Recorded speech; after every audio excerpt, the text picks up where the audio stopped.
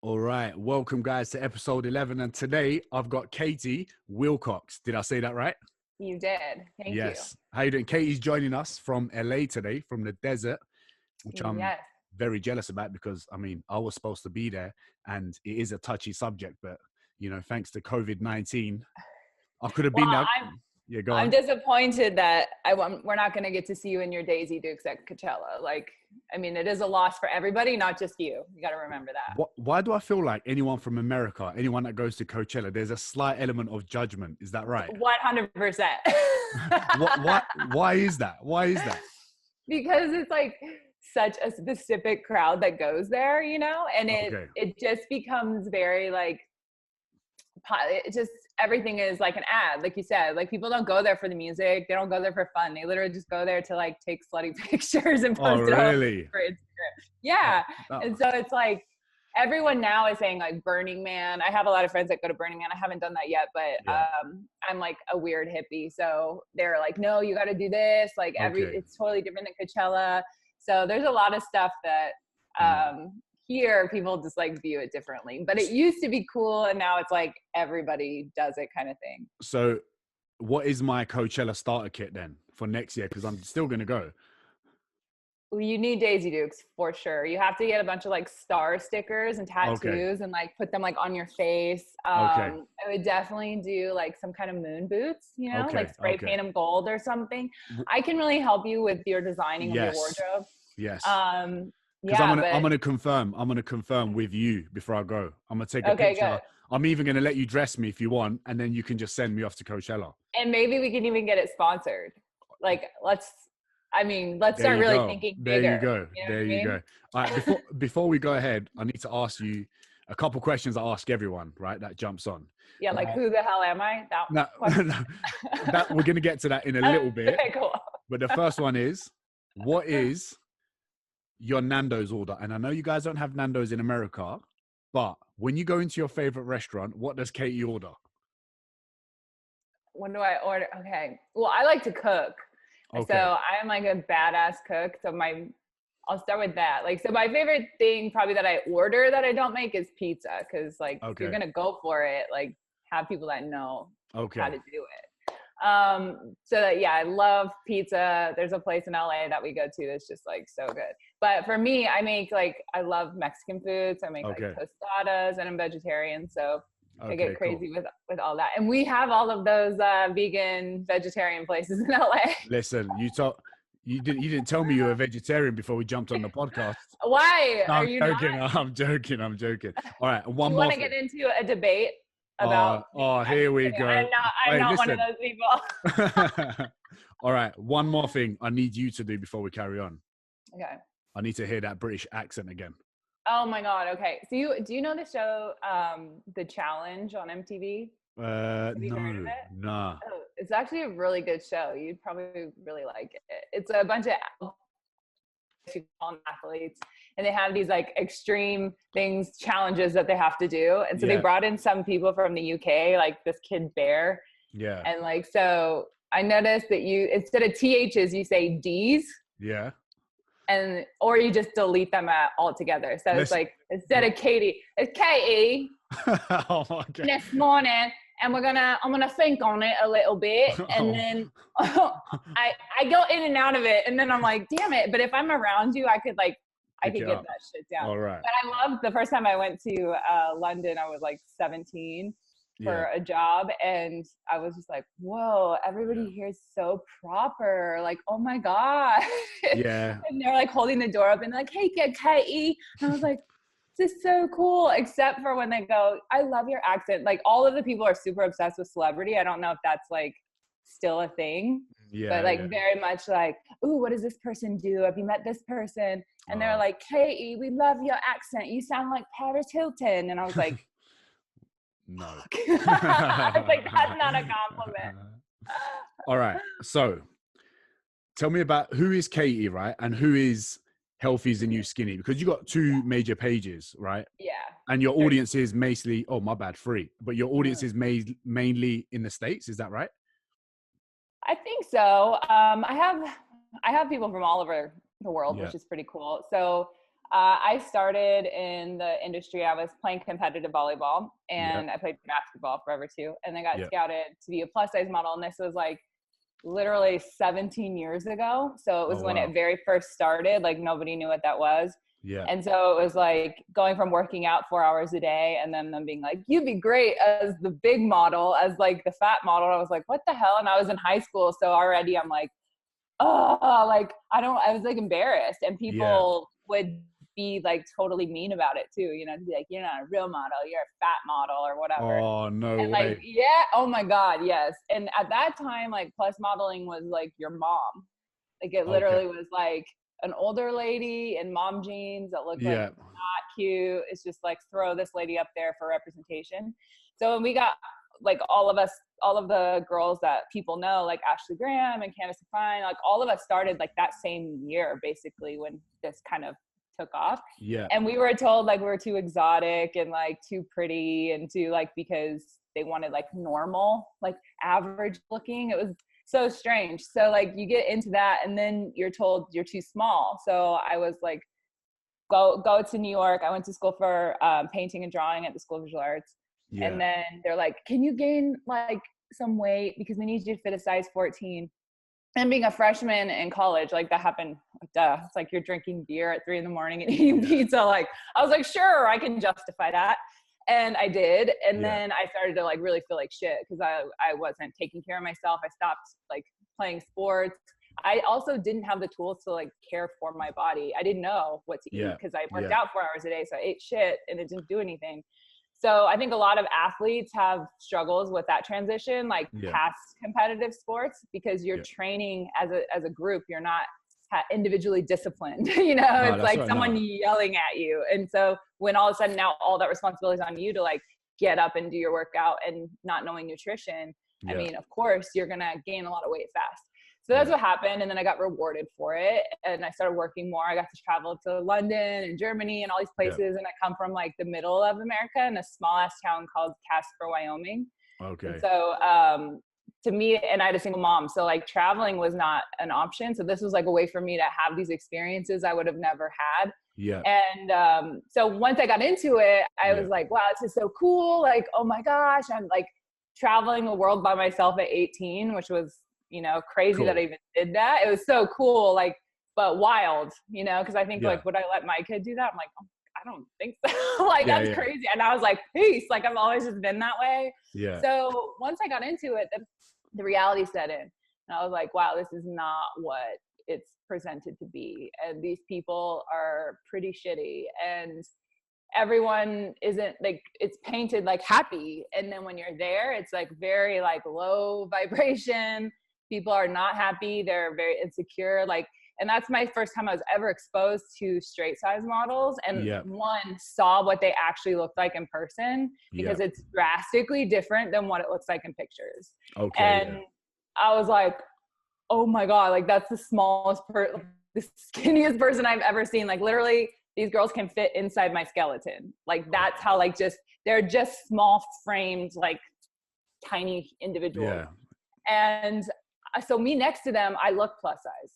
Because I'm a healthy weight for my height, and I'm almost 5'10". So next to someone who's 15 to 19% underweight for their height, it's going to look like I'm big and they're normal. Yeah. And so when reality, I'm actually normal and healthy in the middle, and they're underweight. Yeah. So that's when I was like, this is like so messed up. Like, why are we teaching girls to want to look like this? And I'm sitting and talking to this girl who's like, having a whole debate in her head about if she can have a little piece of candy. You know what I mean? So that's what I was going to say. When you were in that environment, right?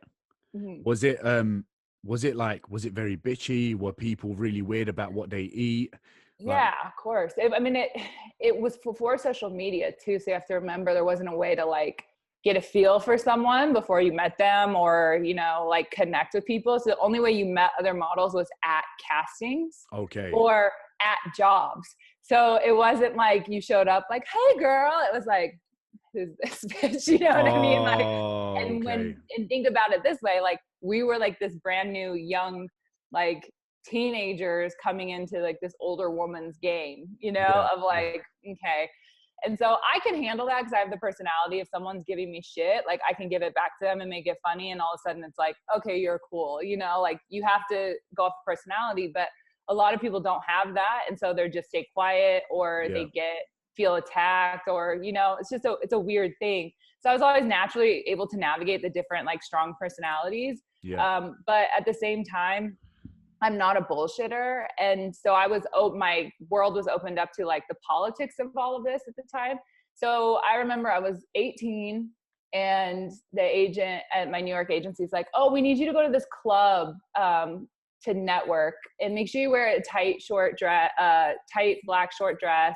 And there's lots of clients there. And I was like, well, yeah, I was like, I can't even get in. Like I don't have an ID. They're like, oh, you're on the list. You don't have to worry about it. And I was like, oh, so me as an 18-year-old, I'm like, oh, I have to go do this. This is like how I meet clients. Like unbeknownst to me that this is like the Jeffrey Epstein type bullshit where it was like, hey, all of these men that own these agencies are all connected with these other creepy dudes. And they're like, why would like a straight man have interest in owning a modeling agency other than to have access to like vulnerable young women? You know what? That's actually so true when you think about it.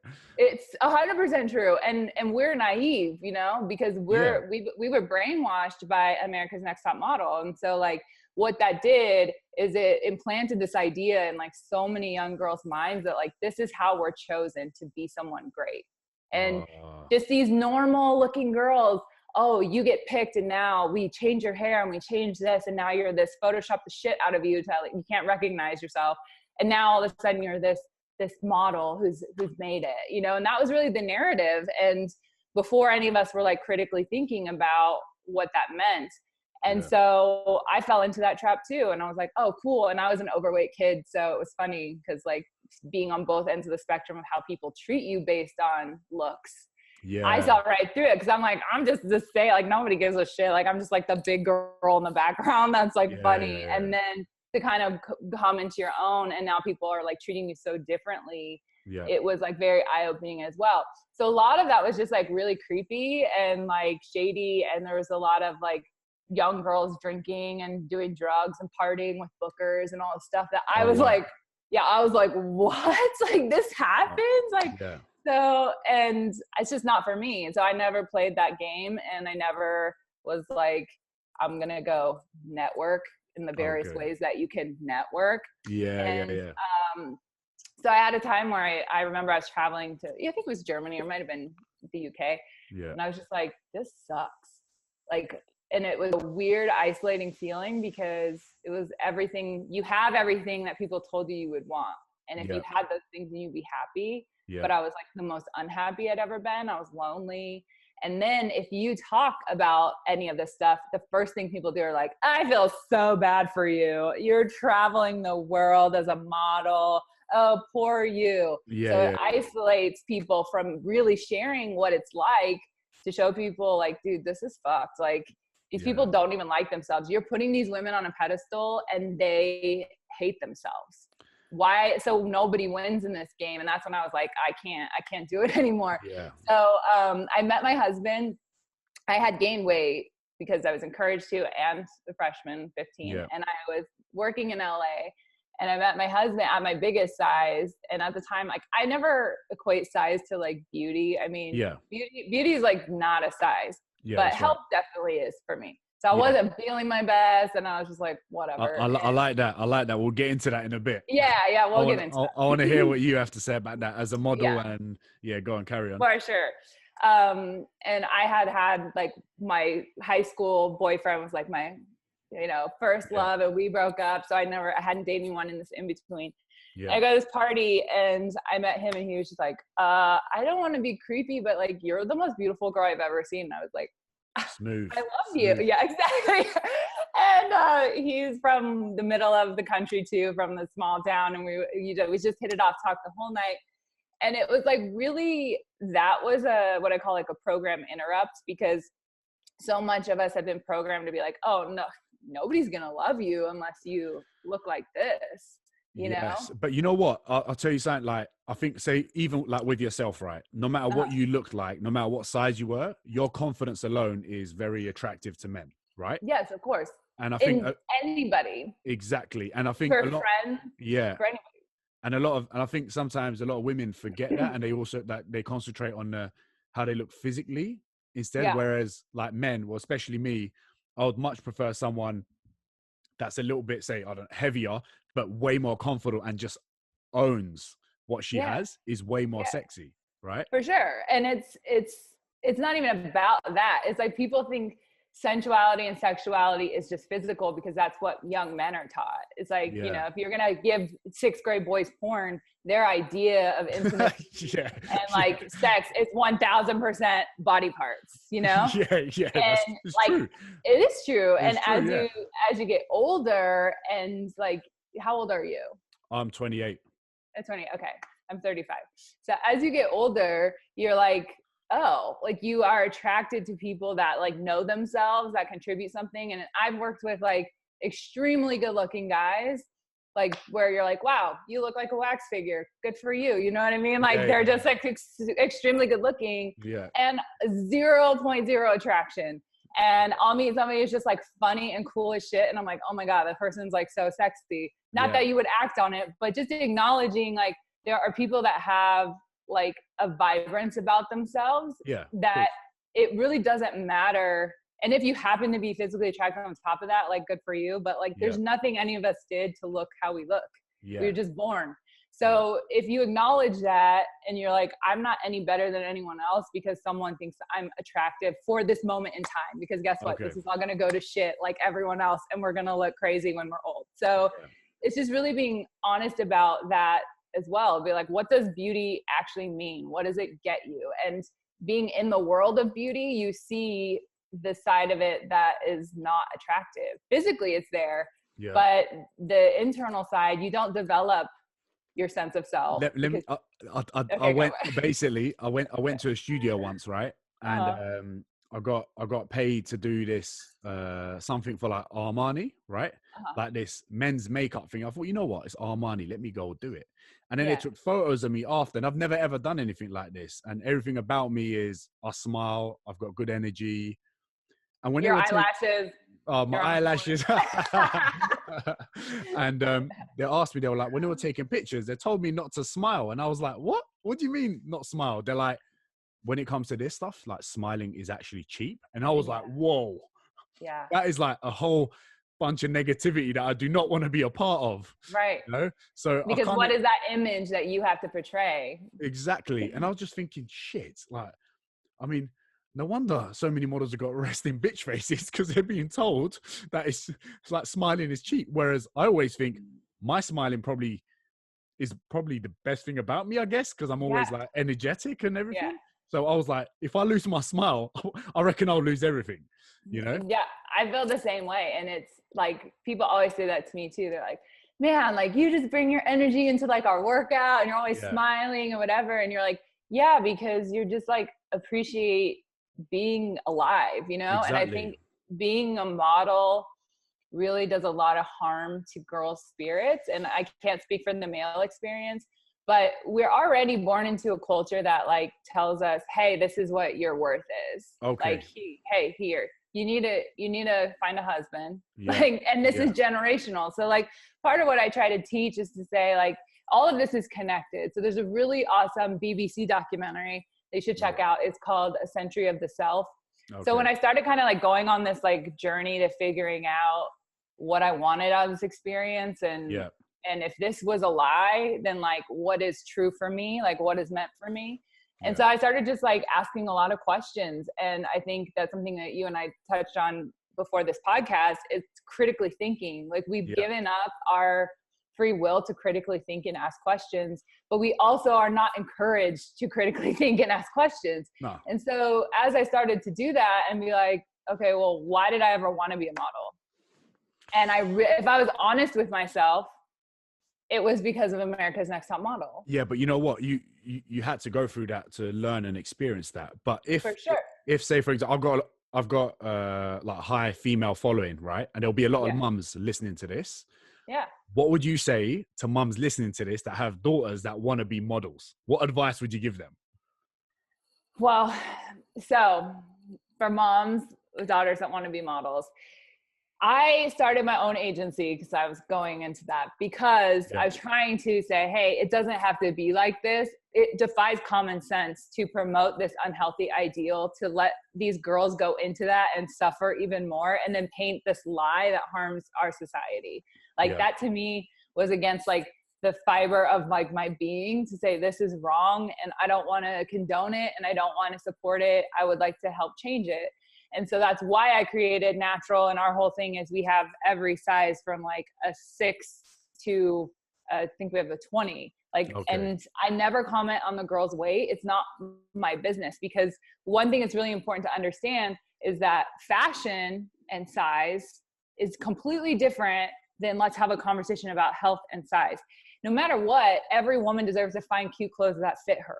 That's like a human right. Like, why would we say, oh, you're not deserving of getting dressed in the morning? Like, that is so messed up, and you're not deserving of seeing anyone that looks like you. It doesn't mean you're promoting something that's unhealthy. You're just acknowledging that all of these types of people exist, and they're and need to be allowed to exist. Like, we'll get into the health stuff later, but that's a conversation should be had with experts and health professionals, not people that design dresses. You know what I mean? You're like, agreed. It's a separate conversation. So a lot of girls, when they come to me and say, oh, I want to be a model, my first question is why? And like those, like, they're literally like, it's like 5 answers I can tell you. It looks like fun. I love taking pictures. Everyone tells me I should be a model. And I want to help girls feel good about themselves. It's literally the like basic main answers that I get. Is it usually help girls feel good about themselves, or do you actually see, actually, I'm just doing this for myself? I know I look good and I'm just doing this for myself. Is that what you see? No, it's actually the opposite. Really? You know, okay. What's interesting is a lot of the girls, like, especially if you scout someone, they have no idea. Like, they're not the ones that you're like, holy shit, like, I just scouted a supermodel, like, she's so fucking pretty. Like, they're like, really? Like, oh, I don't know. Like, and they don't think they're that pretty. And that's what's so funny about it. And then there's the ones that like have no shot in hell, that are like, I'm a fucking supermodel. Like, why aren't you signing me right now? And like blowing up my DMs and like kind of like stalking us. Like, so it is interesting. Like you said, it's usually the people that don't see that in themselves that actually have the most potential. And the ego develops after, usually. Later on. If there is one there. You know, I've worked with some people that start out like very cool and humble, and then like 2 years later, they're like, why am I not on Vogue? You're like, oh my God, are you serious? You're a monster. But anyway, you can't control, like, I can't control that, because you're dealing with so many personality types. And so for moms, you really have to tune into your child to be like, why do you want to do this? Like, what's the core reason for this? Because there's a lot of symbolism involved. So if you're talking about the skinny beauty ideal, like, this is why people aren't moving past that. It's morphed to now this like Instagram model with like the fake big butt, and like, it's still the same thing. It's just altered a little bit. But it's symbolism. And so once I figured that out, I was like, oh shit, okay. I had to be like, well, why did I spend my whole life like hating myself for wanting to be something other than what I was naturally born as? And it was like, well, what do I get if I look like a Victoria's Secret model? And I started like really listing that off. And I was like, well, I get happiness, I get success, guys will like me, I'll, you know, be popular, I'll get followers, I'll have money. Like, you can make a whole list of all these things that we've been promised if we look this way. So if by manipulation in the media, symbolism is huge. So why you as a man in that photo can't smile is because what is the symbolism for men? So if you go through history, a lot of it was cars, watches. And if you look at the commercials in the 1950s, it was like, this truck has power steering. And like, it was like, what this thing, look at this window, it goes up and down. And now it's like Matthew McConaughey, like rattling off like weird stuff that doesn't make sense in a car down this swervy road. You're like, that was a car commercial? I didn't even know what that was. But it's all about like the image of what a man is. And so if men aren't doing the same kind of work to like question that, to be like, well, why am I not allowed to be like a kind, happy, healthy, functioning human being? Not just a gender, but like, why can't I be happy and do good things for the world, you know? And because the symbolism of a man is you need a model on your arm because that makes you look cool to other men. It's not even what you might even be attracted to. It's a requirement to show your status of success. You need to make a shit ton of money. You need to have all your fucking hair. Like, we can go through the list of stuff for guys too, that stops them from being a happy, fulfilled person. Yeah. And the thing is with men, like it's happening a lot more now, but men they're way more open about their feelings recently, more than ever, I would say, because even like my culture, my background, like I've got a Turkish background, and Turkish men, they're very proud. They're very like, if they have weakness, they won't show it. Right. And you see that, I guess, with a lot of cultures, with an alpha male especially, but now men are opening up about way more, which is actually way better. Right. Well, okay, let's talk about testosterone. All right, testosterone is a wonderful thing because I know. You know, right? Yeah, I wish I had a little bit more. I'm just being honest. Like, it's a great tool of motivation. You know, it is a drive. That's why it's connected to your sex drive. It's a drive. That's why it makes you want to lift weights and go hunt and like do all the things that like men were created to do. But if you don't have a handle on it, it can be the worst thing on this earth because it drives extremely unhealthy behavior. It treats and harms women. It's like, you know, all these things. So it's about, again, all of us recognizing like, okay, we have these wonderful gifts that if we use in the right way are going to make our lives so much healthier and well-rounded. And if you have a man that's at that level of like understanding and consciousness to be like, I'm attracted to a woman who is the equal counterpart of that. And if you're not at that same level of like, I recognize that I have flaws and I'm working on that. And hey, let's communicate about this. Like, no one teaches us how to communicate. Like, that's what is so crazy. In school, we learn about relationships from like our first fucked up relationship. You're like, why is that? That's like the worst thing we could be doing is kids, go figure it out. And then base your whole life of relationships off of your high school experience. Like, no one's there to check us to have these conversations that would be super helpful. And so like it comes back to like shame and guilt and fear and all that. I guess that's why it's always important to like, as a young, like when I was younger or even a young female or whatever, to have someone that you look up to, someone positive that you look up to, someone you can talk to, someone that can show you how you should be open about how you feel. Because now, like there's, for example, a common thing that happens, like bitching, for example. Me, like I was always taught, if I've got a problem with someone, you go to that person, you talk to that person, and you say it straight how it is, and and usually you solve it. And when it's the other way around, and it's so common, like in Western society, like bitching, saying things behind people's back, and you build it up to something it actually even wasn't. Exactly. Right? And it just turns into some crazy shit. Whereas instead, if you just go and talk to someone about it, if you had the people skills, if you were taught the people skills, you go solve it, and then you can sleep well at night. Because I know so many people that stress and have anxiety from something as small as bitching. And I'm sure like in the modeling world, I guess in any world, like there would be some element of stress that you would have had because of that, right? Oh my God. Okay. So again, like back to like, what's the role of women, especially if you fit into like the beauty ideal? Okay. Now it's like everyone strives for that. They're like, oh, I want to be pretty. I want to like get all the status and I'm going to like myself. But when you are pretty, you're almost disempowered because then people are like, well, who the fuck do you think you are? You're just a model. Like literally, it's like you can't win no matter what you do. It's so, so it was really hard. And I kind of found myself like trying to minimize myself or not trying to look, like I don't post these kind of pictures. I could post Victoria's Secret type pictures all day long and like get the followers and look super sexy. Of course, like my husband's a photographer, like it'd be so easy to do. But like, what message does that put out there? What am I getting from that? And like, what am I going to attract from that? And so for me, like, I love business and I love people. And I just like really felt connected to this message since I started in the industry. And so it was like, that's important when you move forward to go, I don't have to fit this role of what I'm allowed to be because you think I'm pretty or you think I'm fat or you think whatever. And once I like let go of that to be like, I'm smart and I'm good at this shit. I'm good at business. So at 21, when like all my friends are going out and partying at night, I was like learning Photoshop from a 12-year-old kid in the UK on YouTube, you know, like, and I was learning Lightroom, and I was like learning all these programs that were going to help me which were the key in like being able to open an agency.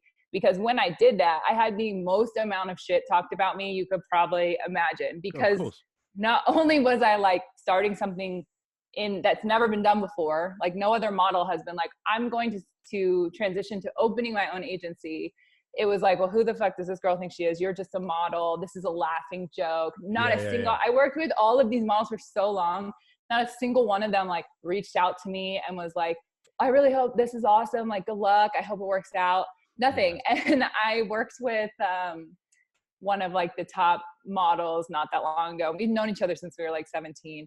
And she said, she's like, oh my God, when you first opened your agency, we all laughed and we're like, this will be nothing. And she's like, but your girls are everywhere now. Like, it's legit. And I'm like, that's a compliment? Like, you're just giving me like some ass backwards, like backhanded compliment. And so I had to learn, that was like hard for me. I cried, of course, because when you have people publicly saying things about you that's a lie, like you feel so attacked because you're like, I literally have done nothing wrong to any of these people other than try to do something different of my own. And that triggered in them a response that either it was like they felt threatened or it made them feel a certain way, whatever it was. But being 25, so I opened my agency at 25. So I was still developing like all those skills, and I helped people I shouldn't have helped. I was like, I'm a Pisces. I don't know if you're into astrology, because I'm not, but I think I am as well. March 14th. I knew it. Oh my God, I fucking knew it. You're one. What is your birthday? 14th of March. You are. Oh my God. Okay, I'm February 20th. I actually said this. I go, he's a Pisces, because you wouldn't even said it the exact time. I'm like, am I like your new favorite guy on Instagram now? Actually, do you know through psychology you favor people that have birthdays closer to yours? It's interesting. So there you go. But anyway, being that way, you know exactly what I'm talking about. We give people the benefit of the doubt, like naturally, like we see the goodness in everybody because we are connected to that within ourselves. So when I was in this, I would like see girls and be like, oh, I could help her. And my husband's like, she's crazy. Like she's trouble. And I'm like, no, she's fun. And then like, he's like, I fucking told you. And he was right all the time. And I'm like, man, those are skills you really have to develop. 100%. Yeah. That you have to learn to see past people's bullshit. And when you start, and you're probably experiencing this now, like as you're getting success, people want to be connected to you or work with you only for reasons that benefit themselves. So it starts from like, you're like, I have nothing. I just love this. And like, everyone's involved. Come on in. And then as you gain success, the shit talkers get worse, but the Klingons also appear to be like, how can I be a part of it? How can I take a little bit of what you've created for myself? Yeah, of course. And that's another skill you have to develop of like, who's sincere, who's not, who's self-serving, who's not. And nobody teaches us any of this stuff. And so I don't tell people not to get into modeling, because for so many women, it changed my life for the better. Like those experiences and what it taught me about beauty, what it taught me about who I am as a person outside of like my physical self. But that's my experience because that's me. And some people have it magnifies all of their insecurities, or it brings out the unsettled issues they have. So you really have to look at all sides. And I think back to like the super long-ended answer that we kind of went off on a tangent. If your kid, I do that, sorry. If your kid wants to be a model, I think that one, health always needs to be the priority. So you really have to acknowledge what is your daughter's natural frame and build. Okay. And if right now it's still pretty separate. So it's still like pretty tall. It's a little shorter. You can get away with maybe like 5'8", 5'7", maybe. Yeah. But you have to be very small still. Like it's size 0-2. And maybe if you have like the Instagram body, that's like a different category now. So there's that. And then it goes up to curve, which now is like a size 14. I think for you guys are 2 sizes up. bigger, but US sites 14, 16, 18. Okay. So we're still seeing kind of two extremes. We're seeing like full curve, which is great that they have representation, and we've really fought for that. And we're seeing super small. We're not seeing a lot of like the middle ground, and the new terminology for that is called street size. So it's coming. That's what we're fighting for next, is street size, which is like the average normal size. Where do I fit in? Where do I fit in with my Instagram post? That Instagram. Wait, you're a guy. You just get to be yourself. You don't get labels like we do. So no, but yeah, you're relatable size. Yeah. So there's all of those categories. So I think if you're focusing on health, that you have to set boundaries to say, like, as a parent, a lot of times moms will get their daughters into it and they think that they're helping them reach their dream or attain their goal when their agent's like, hey, you need to lose 15 pounds. So then the mom is like, I know my daughter really wants this, and it's sincere. Like, they don't think that, they think they're helping. Yeah. So then they start saying stuff like, well, are you sure you want to eat that? Are you going to go for your run? Are you going to do this? Because they're like, I'm just trying to help you reach your goal because I know how bad you want it, and this is what they told you have to do. So that's the slippery slope to eating disorders, especially in the psychology of 15 and 16-year-old like adolescent girls. And that scars you for life. Like, it's very hard to like deprogram that. And you have to think too, like, you're taking your child in, they're going to get measured like around their hips and their body. You have to, because you have to know what size someone is for samples. And there's just a lot of stuff that you have to really tune in to be like, is my kid a very well-rounded, have a strong sense of self, that we can have these conversations and navigate this in a healthy way? And if at all you think no, then you need to start really being like, why do you want to do this? And what is it that you feel like you're lacking that this will give you in life? And if it's social media, like shit, like these kids are so up against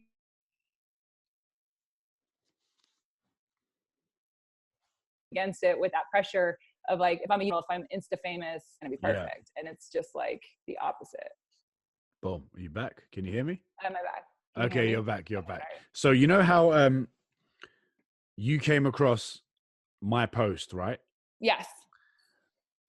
What did you think of that? Because I got a lot of shit for it. I got positive feedback, and I got a lot of shit for it. And I think and I actually had one of your models on the latest podcast, and she told me she liked it, and I kind of want to hear it from someone else. You know what? Actually, can you tell me the positives of what you thought of that body positivity post I did, and then the negatives as well? If you might not think there's any negatives, but I'll let you talk on that. And then basically I want to know what like body positivity is, because I don't really post about body positivity, but I guess in a way I do promote it in a way, you know? So I'd love to know what you think of that post, and then what body positivity is, and then what you told me about soul. Was it soul positivity? Yes, it's soul positivity. Which is a sick point, actually. It is. It clears it up. It clears it up. That's where the confusion is. So with your post, I just thought it was so funny because, like, again, like that's the stuff that we all do and say, but nobody will post, you know, because everyone comes for you. But that's also like social conformity, like we've talked about. Like, we think it's better now. Like, we're all so liberated because we all have a voice. You're like, it's actually worse than it's ever been. Like, people are more afraid to be honest and more afraid to share their opinion because we attack everybody. So people just are like, I'm just going to say it privately and like, you know, send it around, which is your point of what you were saying.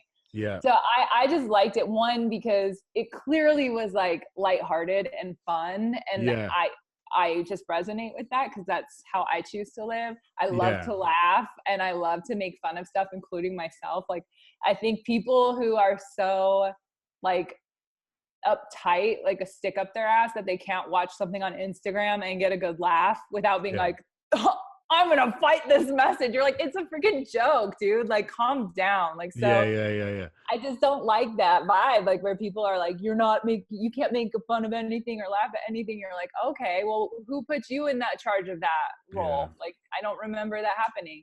With what you're talking about, we've seen this so much. Like, so with Healthy is the New Skinny, I started that 10 years ago. So we were the first ones talking about body issues. We were the first ones going into schools and giving like presentations about like media and about modeling and about health. 10, 15 years ago.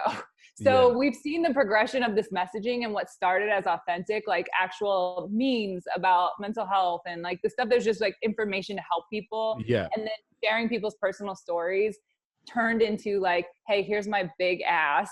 Here's my wet t-shirt and titties popping out. And like, here's my caption that doesn't match that whatsoever.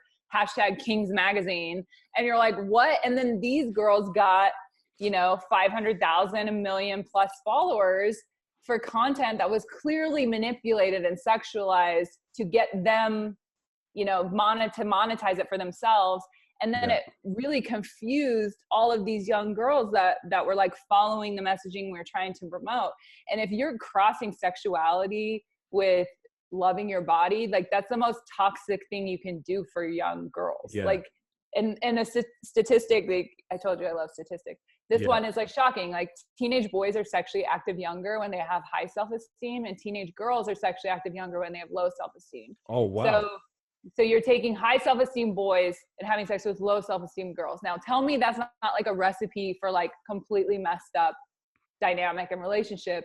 And it's also trauma. So if you're going into something with that is, personal experience with your body from a place of insecurity, like you're going to be harmed, and it's going to have an effect on you long-term with your sexuality, with your body image, with your value, because you're being programmed to think like my body is the only value I get is from pleasing others in whatever way that is. So on social media, when that shift happened, that also reinforced that programming that we already have, which is like, oh, that's right. I can be sexy because I'm liberating myself being sexy. And that's why I was like, well, are you, or is this an exchange? Are you using your sexuality as, a currency for likes or love or attention? Yeah. And then if you write this caption below it, that's about how you're being brave or vulnerable or going against the social norm, all of a sudden it convolutes. It's like a disclaimer.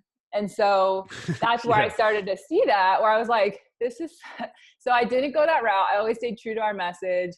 And that's where it evolved from the sexualized stuff, which we talked about that when it was happening. And then it evolved into the vulnerability. Yeah. Like, I'm so relatable. And it's not just the fitness girls that you're talking about. Yeah. We call it like, it's flaw focused content. So every other picture, my stretch marks, every other picture is like purposely shooting my butt from a weird angle to look weird. You're like, okay, if you don't shoot it from that angle in that lighting, you're not going to see all the shit you're pointing out right now. So like, why is that the angle that you're choosing? Yeah. And like, so I started to see this. And then what happened was, this is like really key, is that a lot of these body positive influencers come from severe eating disorders. Yeah. So keep this in mind, that now you have people that come from a very severe mental illness around food and body, leading the charge for what the messaging should be about health and loving yourself. And I'm like, that's not going to be something that makes sense for the majority of people. No, and why is it not experts that are like, hey, we have the millions of followers? Because they're posting content that actually is factual. It helps people. They're not, dancing around in their underwear and whatever. Yeah. So I said that one day.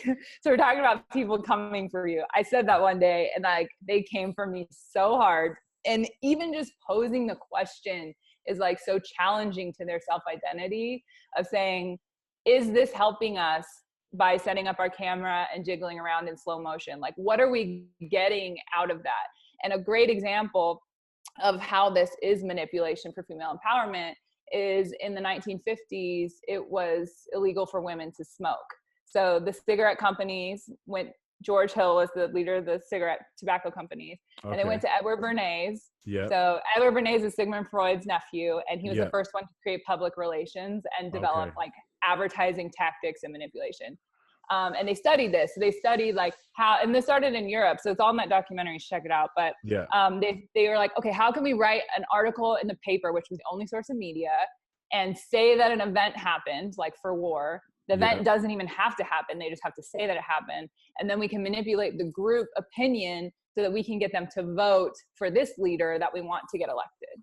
So that's how this all kind of started, was like, how can we manipulate the group to think about something a specific way so that we can get the desired outcome we want without them knowing it.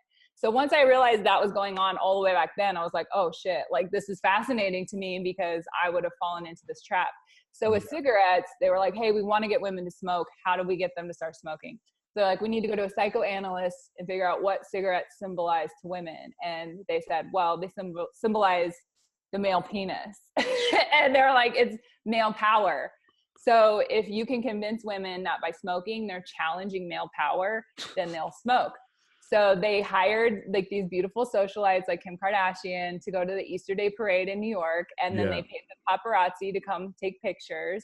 And they printed a fake story in the newspaper and around the world that said suffragettes light up in protest for women's liberation.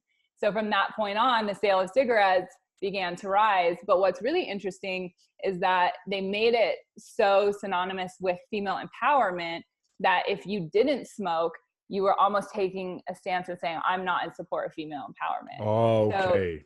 So it was like that pressure in the reverse psychology of like, if I believe this, I have to support this cause. Okay. Yeah. So why that was so important to understand. And when I found this out, I was like, fuck, like I would have smoked. I would have been like, light it up, like fuck all these people, you know? I would have, it would have been like hook, line, and sinker, so easy.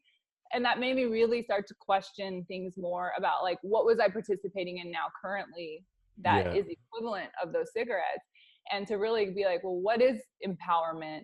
And all this content I'm seeing about body positivity has the label of empowerment, and you're seeing so many girls copy it, which is what you're talking about. Yeah. And they feel like if I don't do this, then I'm not a part of this group. Yeah. And they're also bringing in social media numbers and engagement, like you said. Yeah. And all I think of now from your videos when you're like, one like is all it takes. I say that all the time. I'm like, one like is all it takes. Fall in love with me. Anyway, but if we're going to like really kid ourselves, if we're not thinking that all of us are manipulated by that constant thing that's like, it's going to get engagement. Are people going to like this? Is it going to be funny? Why is my following not growing? Like, and people created social media for that purpose. They're not stupid. They did that on purpose. And there's so many studies that like show that they made it addictive. They made it like connect to like your frontal lobe, like all of these things. So if you're a conscious person who is responsible for your own sense of self and your own self-identity, what is empowerment to you? It's caring for yourself. Yeah. That's the actual point of empowerment, is to have self-respect, to be healthy and honor like your physical self, to make sure the people in your life have healthy attributes that contribute to you and you give to them. Like all of those things, that is actually empowerment. Just saying the words, I love myself, are not going to solve any traumas. I was always like, you know, because I see these captions, and for me, when I see, I just don't see genuine. It doesn't, you know, I see repeat after me, and they'll say, and they'll be like, I love myself. I do this, I do that. And I'm like, I don't know. I don't actually know, because I've never found that I've had to be in a position where I had to do that. But in my head, I'm like, that's not going to fix any of her problems. You pretending you're uncomfortable with the way you look is not going to help that person. It doesn't fix their problem, you know, because if it was a bad insecurity, like, would you really share it with so many people, you know? I think some people will. And this is why, because I think some people start out like kind of using it as their form of therapy, you know, of like, I'm going to say this and I'm going to post this. And then it's like victimhood gets a lot, you know, like vulnerability gets a lot of positivity back, because people are like, oh, it's okay. Like, you're beautiful. Like, so it's almost like if I post something and say like, I struggle to like myself and A, B, and C, I'm actually asking people to tell me that I'm pretty. And I think there's like a subconscious thing there as well. But do you think if you've got the power to influence people, right? Obviously we all need therapy. We all need to be told certain things. It doesn't matter how powerful you are, whatever. But if you say you got the influence to influence so many people, hundreds of thousands, do you think that message is the right message to give? or if someone is, say, crying for help, which we all do at some point. Yeah. Does that legit, or does that say, hold on a second, that doesn't seem that real to me? Do you know what I mean? Well, I think that all of us have to we have to have that intuition, and Pisces already have it so naturally. Like we can read people like that. Just we don't even think about it. We just get a vibe off someone. You're like, I can literally, I know, and this is like cuckoo bird shit, but it's real. Yeah. Like I can walk, but that's what makes life fun too. I can walk by people and like, I'm like, ooh, I don't like that person's got a bad vibe. I don't know what it is about them, but I don't want to be around them. Yeah. You know, like I can like send, and people are like, what are you talking about? Like, but I get fooled when I actually make a connection with someone. That's when I can get played, like we said, because you're like, you have that, you're now wanting to help them and help everyone. So that was like hard for me to go, okay, it's not my job to help everybody. And so I think when you are on social media and your mindset is like, I'm the chosen one to bring all of my messages to the planet and here to help everybody, that's also a different level of entitlement and like narcissism, you know, like where I'm like, I'm not here to like tell other people how to live. And I'm not here to tell everyone like that this doesn't work for you and this is the only way to do something. I'm just here sharing what works for me. And like, I share when I have questions about something, I don't mind openly questioning it. And I don't say this is wrong. I say, hey, like here, this is a complex topic. Let's cover this. And I think what's happened is because we have opposing views and everybody's worldview is coming together, especially we're still locked down. So everything's like social media based. You've got a lot of fear. You've got all this stuff. And I think all these different cultures and worldviews are like colliding. Yeah. And instead of like coming together to be like, hey, I want to understand you better. You're so different than me.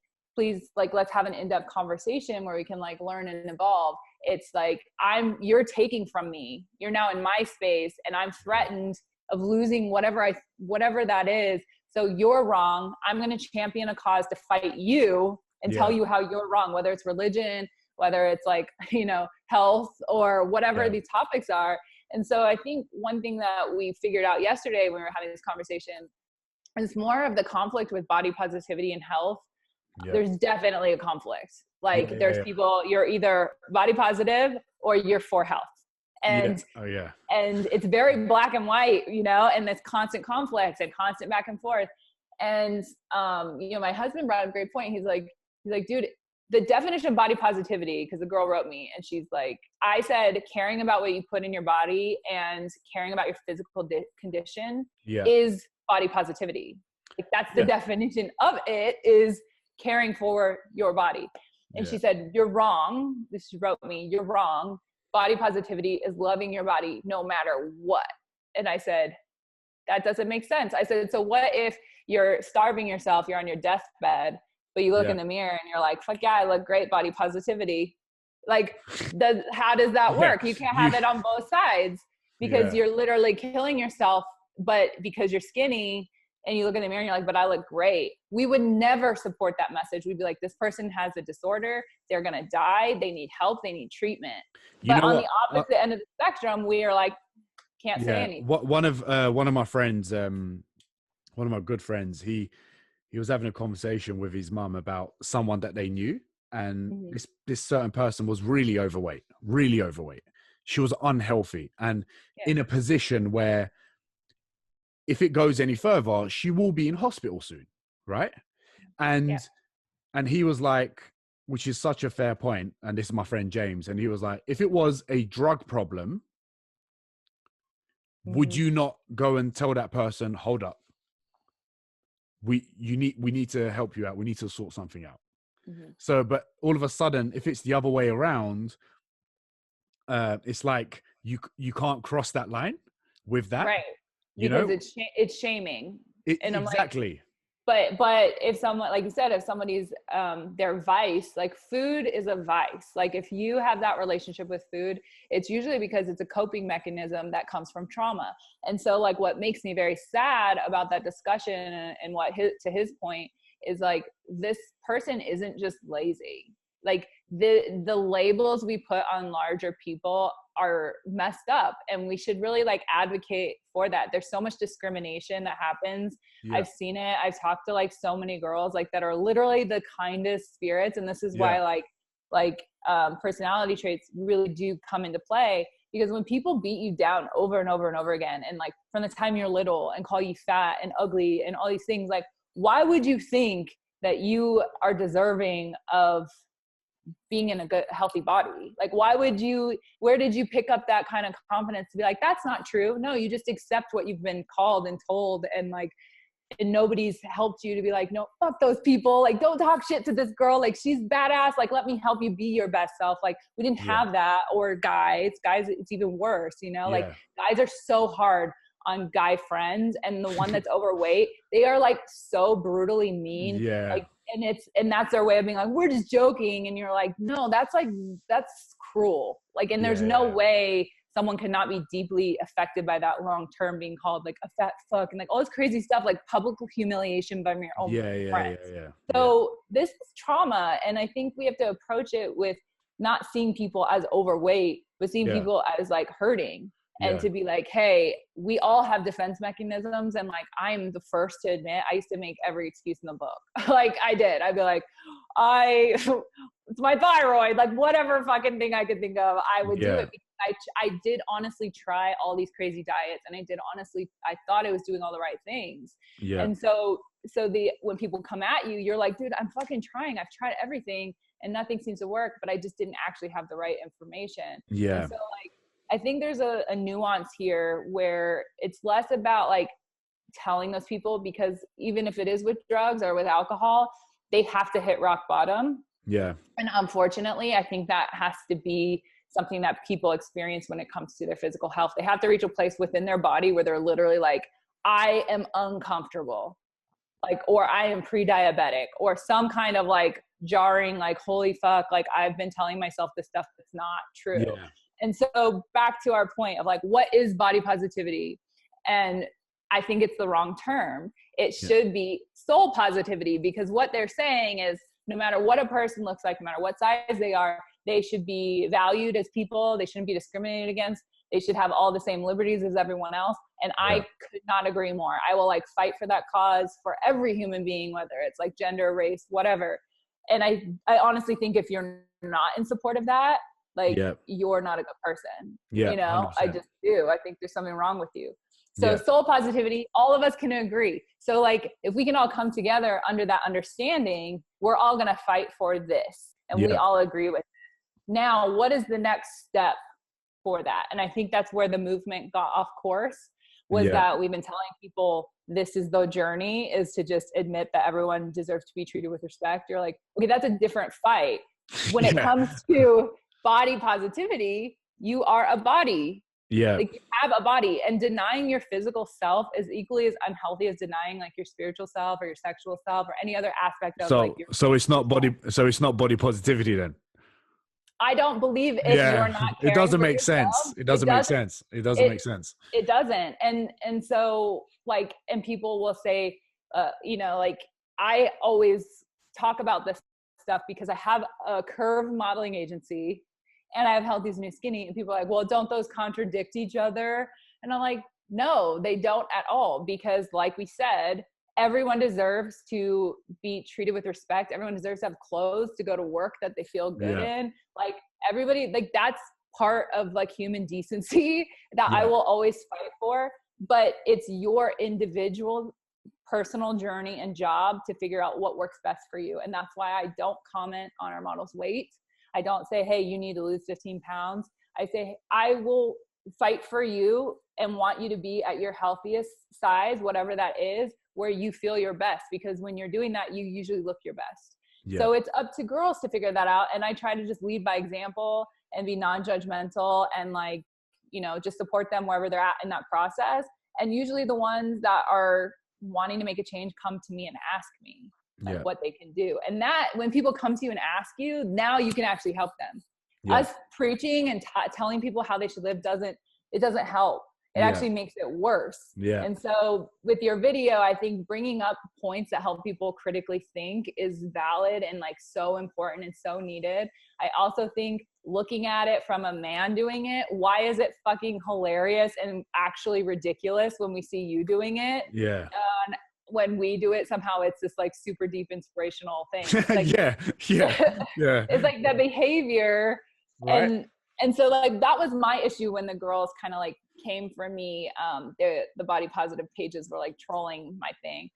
And I was like, you know, this is what's so interesting is we feel like as women, we're strong, like, yeah, but if we're presented or confronted with something that requires in-depth debate, we're like so fragile, like we can't partake in that, you know? And I'm like, why?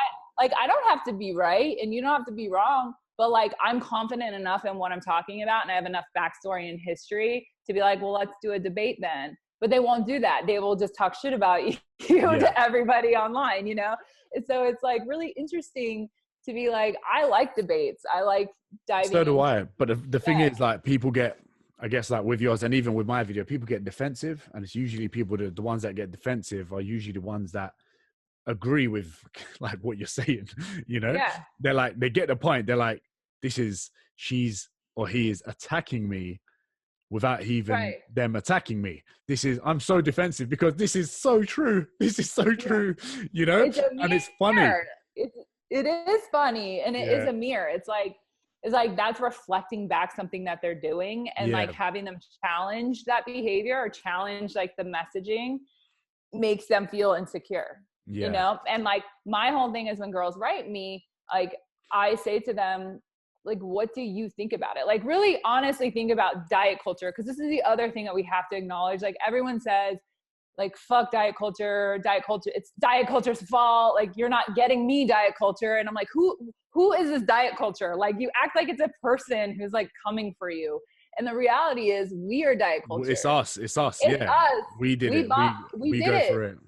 We created it. So when you're coming out here being like, fuck diet culture, fuck that, you're saying fuck you to yourself because you bought those diets. You believed this shit. And the only one responsible for your choices is you. And that's something that is a hard pill to swallow. It bothers me that there's like a Special K diet that went around. You guys probably haven't heard of it. It's a cereal. No. You had it? Yeah. Oh, okay. Well, we did. It was a thing a while ago. Okay, yes, a while ago. But like, let's critically think for a second for all the women watching this. Think of all the diets you've done. There's a lot of them. We've done a lot of dumb stuff. Why did we never stop to question to be like, it really doesn't make any sense to eat 2 bowls of cereal for the whole day and like think that is healthy, right? Like we never stopped to question it. That's our fault because we gave up our free will to critically think. We gave up our free will and we just blindly followed and we were manipulated. So it's also taking accountability for the fact that we allowed that to happen and then to say, okay, no, not anymore. I'm going to question stuff. I'm going to evaluate, is there evidence to support this belief? All of these diet products, there's so much evidence that shows they're false. And like they have lawsuits with like all the skinny teas. They have class action lawsuits for like trust me, I know we like there's so much of that happens here and like we kind of fight on a day-to-day basis. But the thing is like sometimes people have to go through a little bit of that to really understand why. But again, it is our fault. And this is why anything we do, anything anyone does, you should question everything. Even what I'm saying, what you're saying, whoever's listening to this, they should question it and go do their research, you know? Totally. And then have their opinion on it.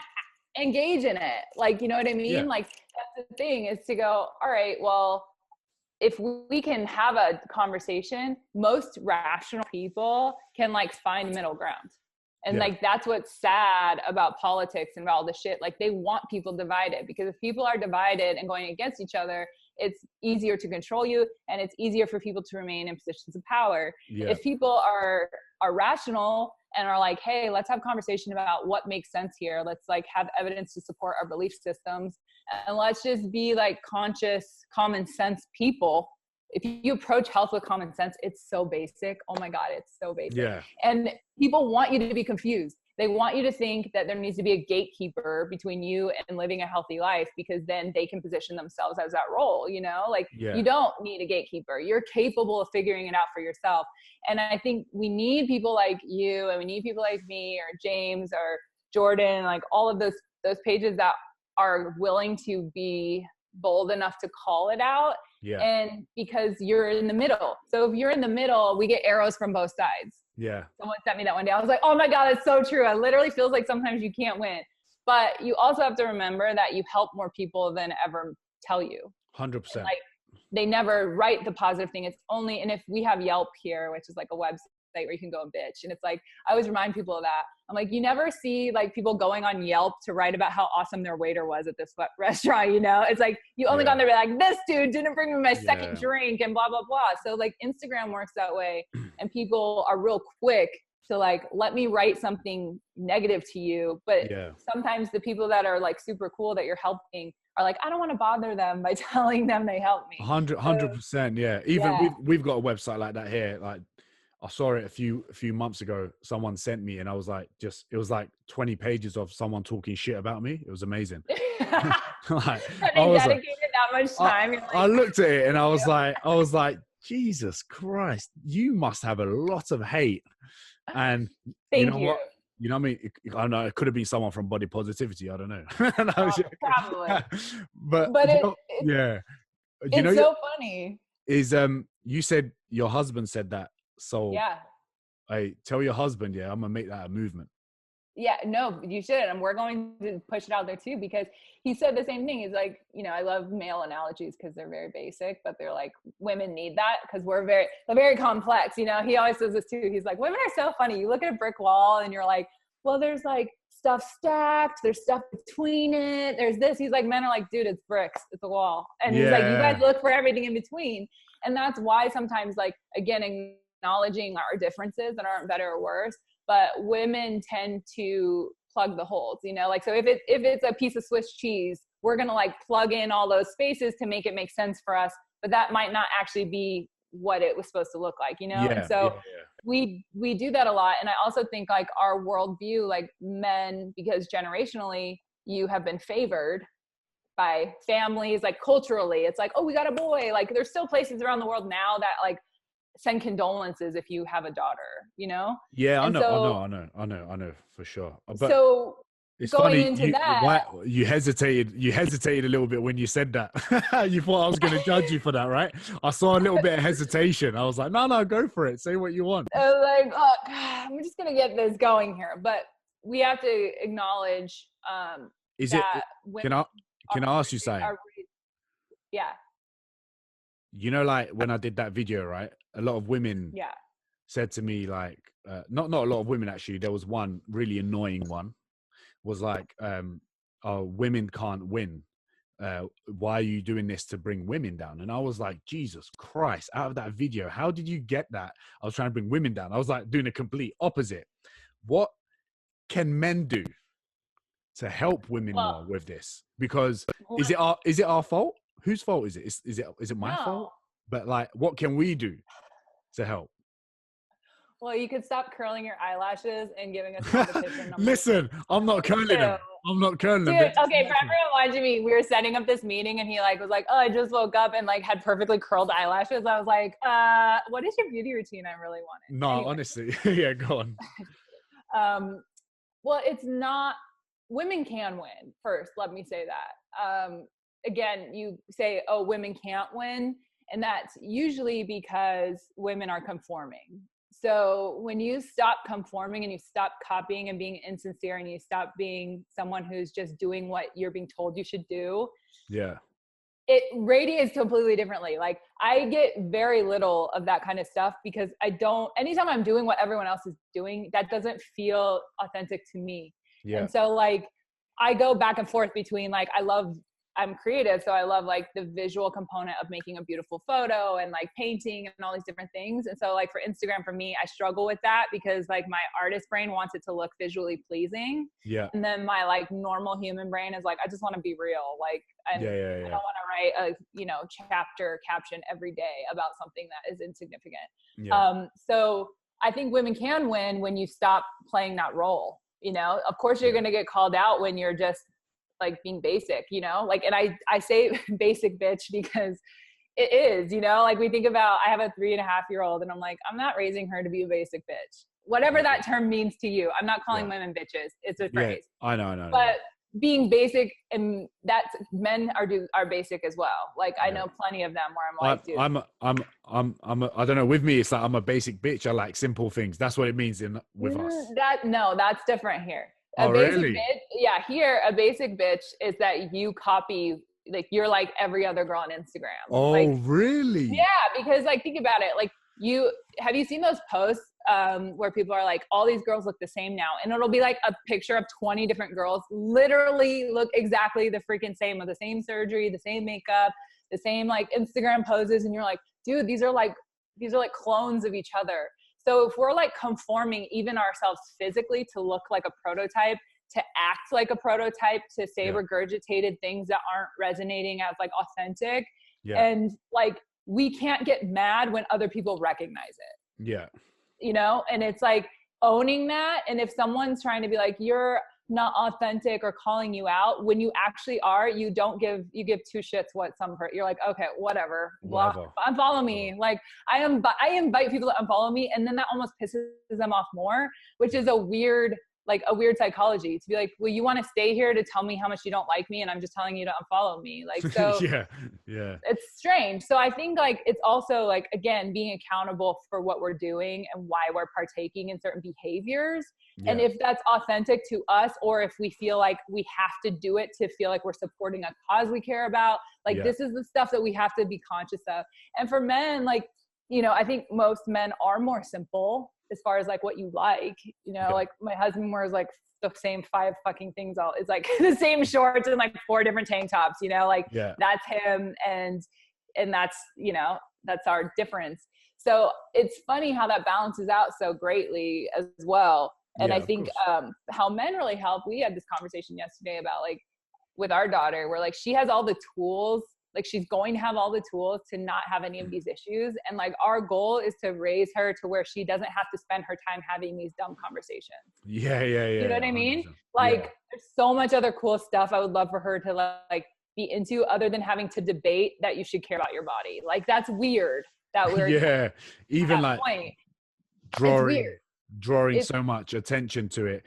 Like it's just it's a funny conversation. Like you said, like even talking about it is like, that shouldn't actually be a problem, a topic. I shouldn't be in a position where I had to do that video to get a message across. It shouldn't be like that. Right. And even like when that woman did comment and go like, women can't win. In my head, I'm like, why are you trying to create some sort of division? Like, what are you trying to do here? Like, it wasn't even about that. It wasn't like, even making that comment alone tells me that she's like so narrow-minded, and she has one initiative is to like like the wrong message, you know? But men can't win either, like, you know what I mean? And I think that that's what we're talking about. This isn't like men and women. And I used to be a little bit of a man hater. Like I am a little bit hard on guys. Like I have a high standard for people, and I feel like a lot of men haven't been held to a high standard, and it's hindered their potential because they are good people and they have a good spirit, but they make bad decisions. And then they're not held accountable for their behavior. And then as a friend, they don't get the things that they actually really want on the inside in their life, which is like a good partner. Like they do want family, they do want these things, but you can't spend the majority of your life making bad decisions and treating people a certain way and then expect to have like the good things that good people have, you know, like there's a conflict there. And so like I've opened up to the male experience more and being less judgmental, because their experience is equally as painful in different ways. And I can't imagine like what that would be like to not be allowed to have feelings, you know, like, or not be allowed to like feel like sad, or, you know, like have bad days or whatever, that you have to just be this badass all the time. Like it's weird. And so like, I appreciate men that are willing to have these conversations. And I think also why you have a big female following. And I go to Wanderlust and talk at different like big things, and there's always these men there. And I will call this out too.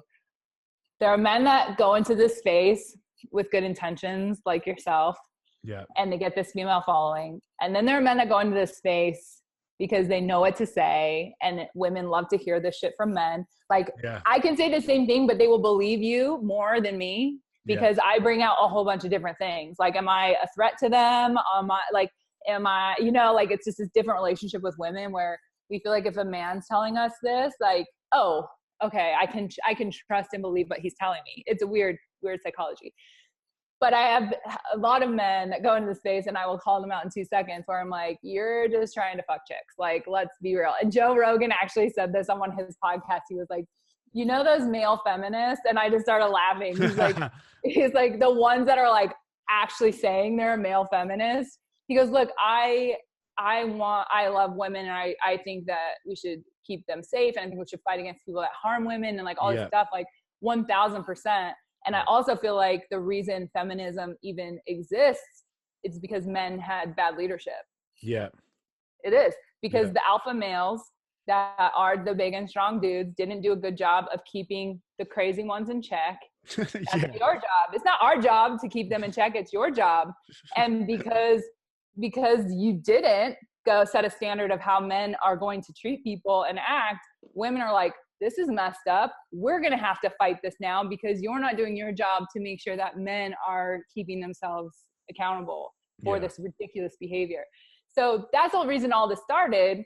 And then to say, when he goes, you know, those guys are like, I'm a male feminist. He's like, they just want to fuck you. And I was like, oh my God, it's so true. It's so He's true, like, you can be like in support of women, but you show up very differently when you are in support of women. You know, it's not like your goal. You can tell the people that are there that are just full of shit, you know? And I've worked with them and I've called them out, and they think it's so funny because I literally would be like, really? You have to do yoga without your shirt on? Like, and there's all like 50-year-old ladies in this like hot yoga guy's class. And I'm like, and then he thinks it's funny that I call him out on it. I'm like, I see you, like, whatever. Like, at least you're making their fantasies come true. Like, good for you. But like, let's not pretend that you're here to like be enlightened, you know?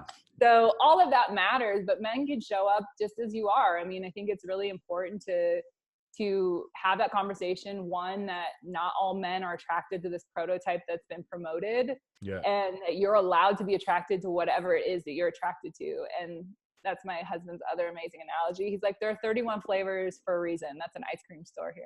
And he's like, there's 31 different flavors. He's like, even the weird flavor, the weird funky flavor in the back has a scoop out of it because that's somebody's jam, you know? And we're like, I like your husband. He's amazing. He's amazing. He's a smart guy. And he's like, so if you walk through life trying to be someone's flavor that is not your flavor, you're losing. You're not with the right person anyway. And so all of this conversation, everything we're talking about, comes back to, do you know yourself? And are we teaching young people, not just girls but boys, to be in tune with who they are and what they like, regardless of what people think about it? We're not. We're actually creating a system that is the exact opposite. So how do we fight that in a way that is compassionate and interesting, understanding, but doesn't shy away from conflict or discussions that might be uncomfortable for people? Boom. Killed it. 1 second. All right. That, not gonna lie, I think that's a wicked mic drop moment. For the time being, where can everyone find you? For the time being, you can find me. I have a website called Healthy is the New Skinny. And so there's recipes on there. There's different like 30-minute workouts you can do. They're all like body weight or stuff you can do at home while in quarantine. We just bring up different topics about this kind of stuff that we're talking about today. And then Natural Models LA is where you can see, it's really helpful for like your mental health to like see all different sizes, because we do have the in-between size girls. And we are going to probably start a podcast with the models, because I want them to like have an opportunity to share a lot of the experiences, and I can like hold them accountable to be real, because I won't hold it against them. When I think a lot of people don't know this, but we haven't been allowed to like openly speak about stuff because your agents will like blacklist you. So that's something that we're interested in, like opening up. And you can find us there. But if you're interested in like the history of body image and beauty ideals and media, I have a book that's also available in the UK, and that's called Healthy is the New Skinny, Your Guide to Self-Love in a Picture Perfect World.